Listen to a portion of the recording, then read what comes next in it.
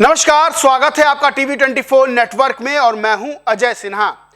पश्चिम बंगाल में टीएमसी ने जीत के लिए किस तरह से एक खास समुदाय को खुश करने के लिए एक सबसे बड़े सबसे पुराने धर्म को कथित तौर पर निशाने पर लिया, उसकी वानगी आज मैं आपको बताता हूं। दरअसल टीएमसी की मुखिया और पश्चिम बंगाल की पूर्व मुख्यमंत्री ममता बनर्जी ने एक ऐसा बयान दिया था जो शायद सनातन धर्मियों के सीने तक चुभे, और इसी बयान के चलते अब ममता बनर्जी पर एफआईआर भी दर्ज हुई है, क्योंकि सरकार पश्चिम बंगाल में बदल गई, बीजेपी की सरकार आ गई, तो अब एफआईआर दर्ज हुई है। जब टीएमसी की सरकार थी तब तो सुनवाई भी नहीं हो रही थी। ममता बनर्जी ने ईद के मौके पर एक ऐसा बयान भरे मंच से, खुले मंच से दिया था जो शायद कोई भी सनातन धर्मी, कोई भी हिंदू बर्दाश्त नहीं कर पाएगा। ममता बनर्जी ने कहा था, मैं इस जुमला पार्टी के बनाए गंदा धर्म में विश्वास नहीं करती, मैं उस धर्म में विश्वास नहीं करती। भारतीय जनता पार्टी को निशाने पर लेते हुए ममता बनर्जी ने कहा था कि वो भारतीय जनता पार्टी जो गंदा धर्म मानती है, जो गंदा धर्म उसने बनाया है, मैं उस पर विश्वास नहीं करती। ममता बनर्जी किस धर्म की बात कर रही थी? भारतीय जनता पार्टी राम की बात करती है, राम मंदिर की बात करती है, सनातनियों की बात करती है, हिंदू की बात करती है, तो क्या ममता बनर्जी सनातन को लेकर, हिंदू को लेकर गंदा धर्म कह रही थी? क्योंकि अगर भारतीय जनता पार्टी ने कोई नया धर्म बना लिया, मुझे तो नहीं पता कोई नया धर्म भारतीय जनता पार्टी ने बना लिया है, और अगर कोई धर्म ऐसा बना लिया है जो लोगों को पता ही नहीं है कि भारतीय जनता पार्टी कोई नया धर्म लेके आ गई, तो ममता बनर्जी को उस धर्म का नाम लेना चाहिए था।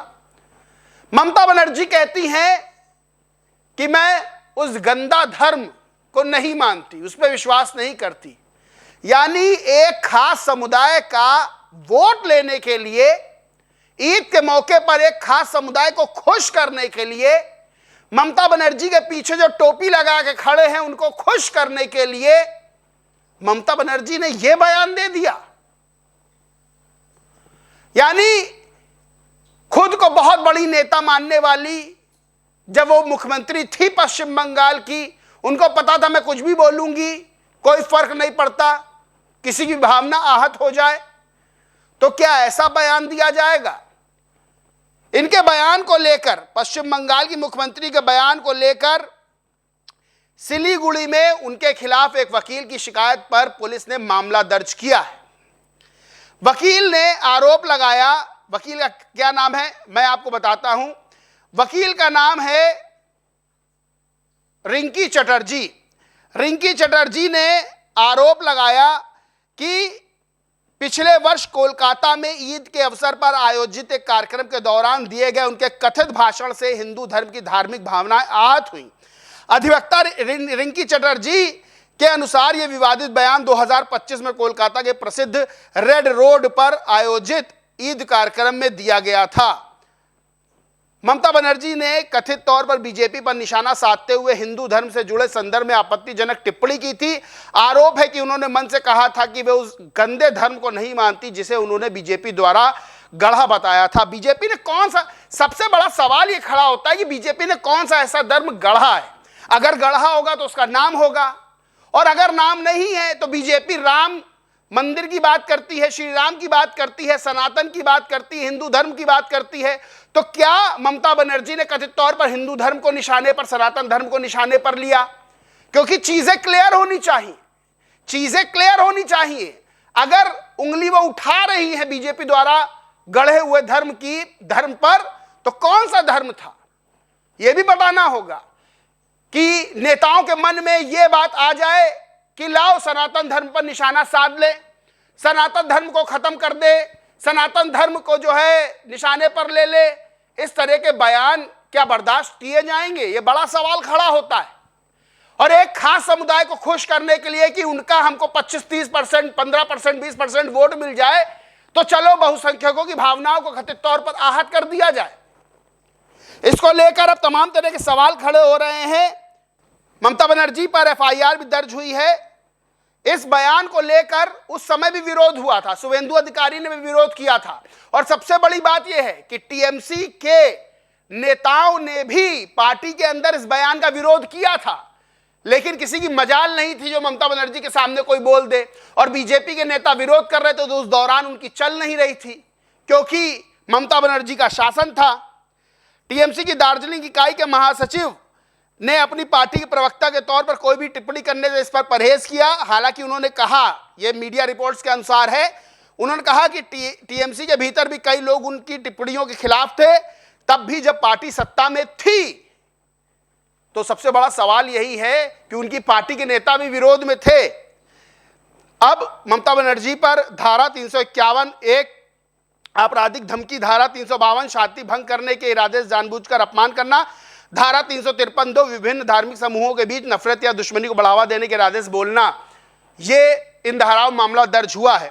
जितेंद्र प्रताप सिंह नाम के ट्विटर यूजर लिखते हैं, 1 साल पहले ममता बनर्जी ने मुसलमानों के बीच मुसलमानों को खुश करने के लिए सनातन धर्म को गंदा धर्म कहा था और कहा था हम इस धर्म को नहीं मानते। जुमला पार्टी ने इसे गंदा धर्म बनाया है। और उस वक्त जितने लोगों ने ममता बनर्जी के इस क्लिप को एक्स पर डालकर इस पर आपत्ति जताई थी, कोलकाता पुलिस उन सब के ट्वीट डिलीट करवा रही थी। मेरा खुद का ट्वीट डिलीट करवा दिया गया था, लेकिन आज 1 साल बाद ममता बनर्जी के इस बयान पर पुलिस ने केस दर्ज कर लिया और उसी बंगाल पुलिस ने केस दर्ज किया है जो उस वक्त वीडियो को हटवाने में लगी थी। और आज तृणमूल कांग्रेस के 20 से ज्यादा नेताओं ने कहा कि जब ईद के प्रोग्राम में मुसलमानों के बीच में ममता बनर्जी ने बयान दिया था, तब हम सबको आश्चर्य हुआ कि ममता बनर्जी भाजपा पर हमला करते करते अचानक हिंदू धर्म पर हमला कैसे करने लगी। और उन्होंने कहा कि बाद में जब हमने ममता जी से इस पर आपत्ति जताई तो ममता जी ने हम सबको झाड़ दिया था। सुधीर मिश्रा नाम के ट्विटर यूजर है, वो लिखते हैं ममता बनर्जी पर एफआईआर दर्ज, अब होगा न्याय। उन्होंने रिंकी चटर्जी, जिन्होंने जो वकील हैं जिन्होंने ममता बनर्जी के खिलाफ एफआईआर दर्ज कराई है, उनके पूरे बयान को उन्होंने लिखा है। रिंकी चटर्जी ने कहा कि जब ममता बनर्जी मुख्यमंत्री थी तो उन्होंने हिजाब पहनकर रेड रोड पर ईद की नमाज में गई और बाद में हिंदू धर्म को गंदे धर्म के रूप में टिप्पणी की। उस समय जब मैं साइबर ब्रांच में एफआईआर दर्ज कराने गई तो इसे स्वीकार नहीं किया गया। मुझे शारीरिक और मानसिक उत्पीड़न का सामना करना पड़ा।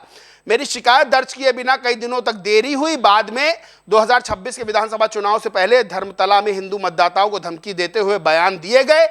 एक हिंदू और एक कार्यकर्ता के रूप में मैं व्यक्तिगत रूप से जोखिम में महसूस करती थी और हमलों से डरती थी। मैंने बीएनएस की कई धाराओं के तहत शिकायत दर्ज कराई, जिसमें उकसावे, हिंसा के लिए उकसावे और सनातन धर्म के अपमान का हवाला दिया गया था। शुरुआत में पुलिस ने कार्रवाई करने से इनकार कर दिया, लेकिन फिर बाद में मेरी शिकायत ली और गंभीर धाराएं लागू की गई।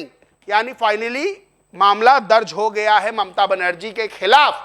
लेकिन सवाल वही है कि कब तक कथित तौर पर सनातन धर्म पर उंगली उठाई जाएगी? क्या अपनी राजनीति चमकाने के लिए इस तरह के बयान दिए जाएंगे? ममता बनर्जी की सांसद सयोनी घोष, जो बड़ी स्टार प्रचारक पश्चिम बंगाल में थी, वो भरे मन से गा रही थी, मेरे दिल में काबा है, आंखों में मदीना है, क्योंकि उनको खास वर्ग का वोट चाहिए था, खास वर्ग का। और एक बयान में वो कहती है कि नहीं, हमें राम के नाम की, श्री राम के नाम की जरूरत नहीं है राजनीति करने के लिए, लेकिन मुस्लिमों का वोट लेने के लिए, विशेष समुदाय का वोट लेने के लिए मेरे दिल में काबा है, आंखों में मदीना गा रही थी वो बड़े सुलताल के साथ। खैर, पश्चिम बंगाल में ममता बनर्जी की हार हो चुकी है। ममता बनर्जी सत्ता से जा चुकी हैं, टीएमसी सत्ता से बाहर हो चुकी है, शासन बदल चुका है, बीजेपी की सरकार है, शुभेंदु अधिकारी मुख्यमंत्री हैं। और जिन्होंने कथित तौर पर सनातन और हिंदू धर्म को निशाने पर लिया था, अब उनके बयानों को देखा जा रहा है, एफआईआर भी दर्ज हो रही है और कार्रवाइयां भी अब पश्चिम बंगाल में शुरू हो चुकी हैं। इस पूरे मामले पर आप क्या सोचते मानते हैं, कमेंट करके जरूर बताएं।